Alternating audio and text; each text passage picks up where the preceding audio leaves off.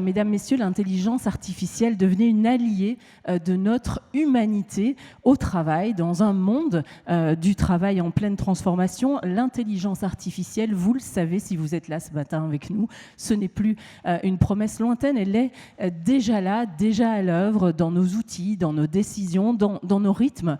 Alors elle peut alléger certaines tâches, c'est vrai, prévenir des risques, accroître l'efficacité, mais aussi générer de nouvelles formes de pression, d'isolement ou de déséquilibre. Aujourd'hui, il ne s'agit plus de choisir entre progrès technologique et qualité de vie, mais de réconcilier les deux, d'accompagner, d'anticiper les mutations du travail en inventant une voie où l'IA ne remplace pas l'humain, mais le soutient et l'accompagne, où elle contribue non seulement à la performance, mais aussi à la santé, à la sécurité, à l'épanouissement de chacun au travail. C'est cette ambition lucide mais positive que porte le Fonds de dotation Merci pour la 4e édition de son colloque annuel. Une journée pour penser et construire ensemble, j'ai envie de dire comme d'habitude, si vous êtes des fidèles de notre rendez-vous de juin, avec des experts venus d'horizons variés que je vous présenterai tout au long de la matinée et que je remercie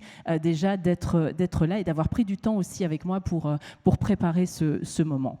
Et si l'intelligence artificielle devenait une alliée de notre humanité au travail, mesdames, messieurs, vous avez 3 heures. Nous avons 3 heures ce matin pour espérer non pas faire le tour de la question, évidemment, mais au moins semer des cailloux blancs pour la réflexion et puis surtout pour l'action dans nos entreprises, dans nos services publics mosellans. Je ne me suis pas encore présentée, je le fais tout de suite. Je suis Nathalie Ricaille et puis comme l'année dernière, à la même date, j'aurai le plaisir donc de vous accompagner à la modération principale jusque 12h30, 12h40, régler les montres dans cette magnifique salle de l'Arsenal de Metz. Et puis cet après-midi, si vous restez avec nous, et je ne saurais trop vous le recommander, vous aurez la possibilité de creuser encore les sujets en assistant à une série d'ateliers thématiques. À nouveau, merci à toutes celles et tous ceux qui les animeront. Et pour ouvrir officiellement l'édition 2025 du colloque du Fonds de dotation Merci, qui fête cette année ses 10 ans, c'est une année particulière. Merci, mesdames, messieurs, d'envoyer une belle salve d'applaudissements au président fondateur du Fonds de dotation Merci, monsieur Maurice Grunewald.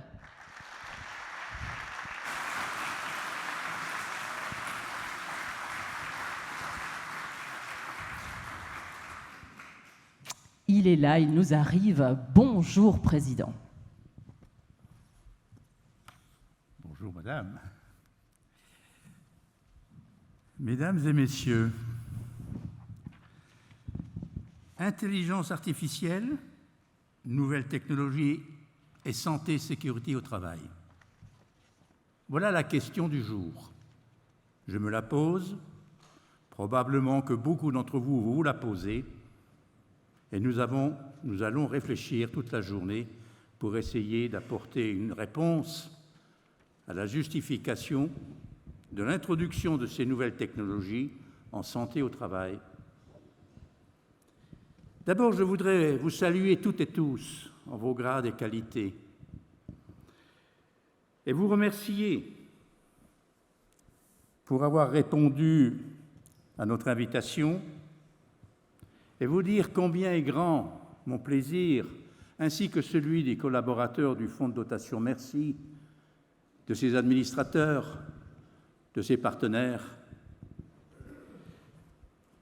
de voir à quel point, par votre présence, vous témoignez de l'intérêt que vous portez à la santé et la sécurité des travailleurs dans l'environnement du travail. Partant du principe que santé et sécurité dans le monde du travail, ce sont des facteurs qui participent au bien-être de ces travailleurs, à leur satisfaction de vie, on peut dire même à leur bonheur d'être dans une ambiance collective qui participe à la production des biens et des services, des prestations qui sont nécessaires à la vie en société. Permettez-moi d'abord de vous rappeler que le Fonds de dotation Merci en cause, qui organise ce colloque pour la 4e année consécutive, créé et géré par les partenaires sociaux, c'est-à-dire les représentants des organisations patronales et de salariés, s'est donné pour mission de promouvoir et d'accompagner les projets innovants et de caractère général qui visent à améliorer dans l'ambiance de travail les conditions de santé et de sécurité. Le Fonds de dotation Merci accompagne ainsi l'obligation légale qui pèse sur tout employeur d'avoir à prendre toute mesure pour assurer le maintien en santé et assurer la sécurité des travailleurs qui sont sous leur responsabilité dans le monde des entreprises. Ceci est valable d'ailleurs aussi bien dans le secteur privé que dans le secteur public.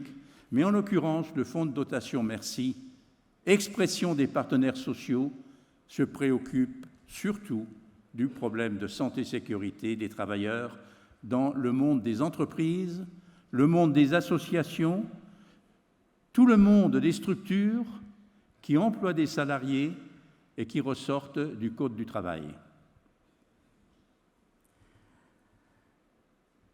Mais au-delà de cette obligation légale, le Fonds est aussi très engagé pour informer, sensibiliser et convaincre les acteurs au travail que le bien-être, qui est également assuré donc par la santé et la sécurité, est aussi un facteur de rentabilité, de productivité et de réussite, sans omettre que cela constitue une marque de respect de l'humain.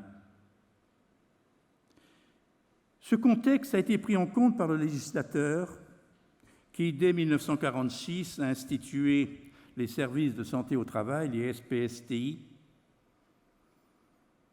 et une loi du 2 août 2021, récemment, est venue conforter les obligations des employeurs et définir les missions que ces services doivent remplir au profit des employeurs et des salariés travailleurs dans ces entreprises.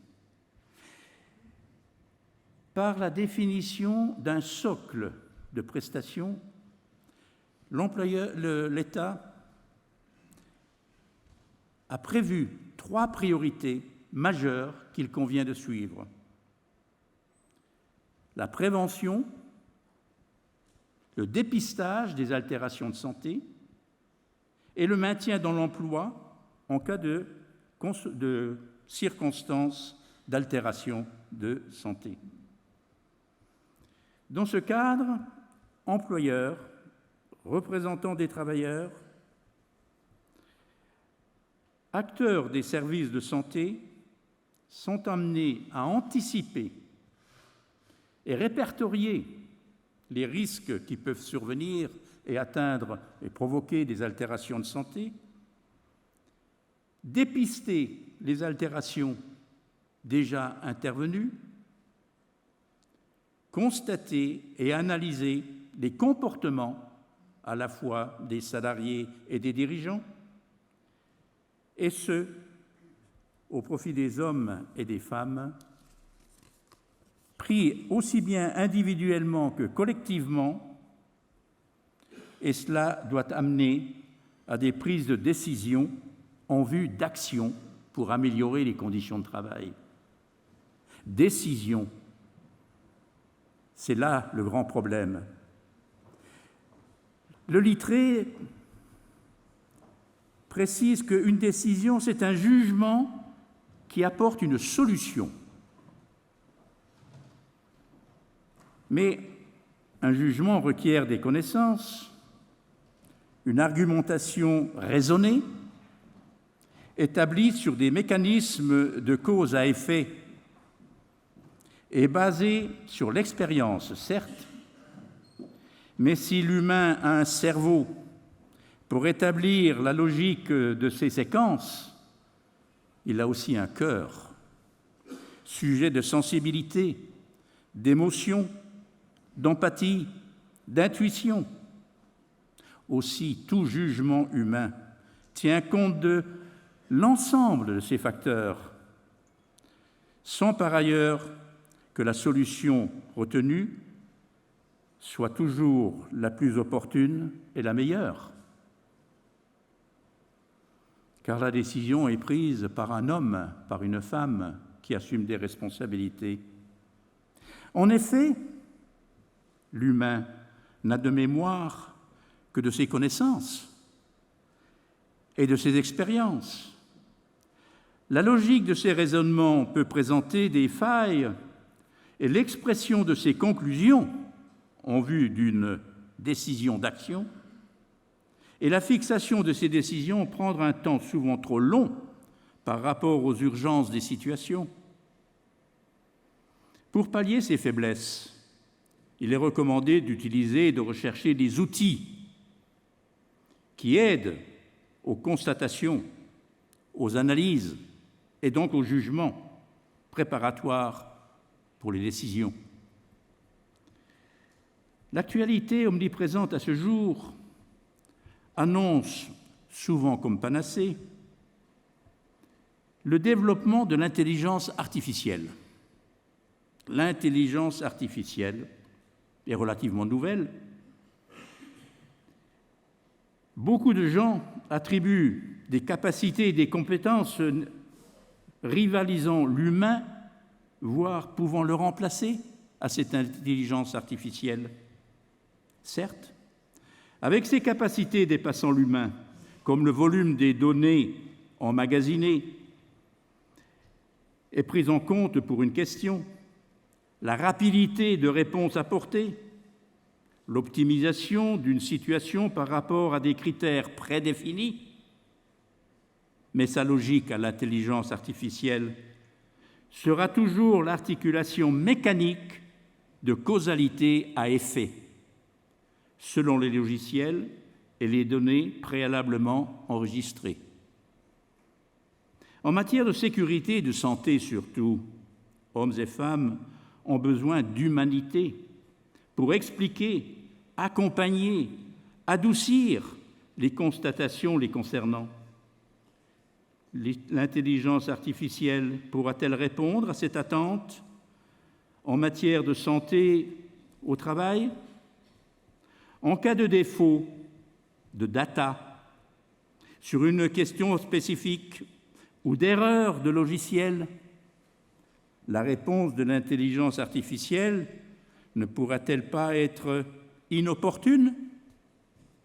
En plus, l'usage de cet outil pourra être pervers, il pourrait être pervers, si des perversions de logiciels ou l'introduction de données malignes viennent perturber l'articulation de cause à effet. En outre, dans ces cas, quelle sera la responsabilité et qui porterait cette responsabilité?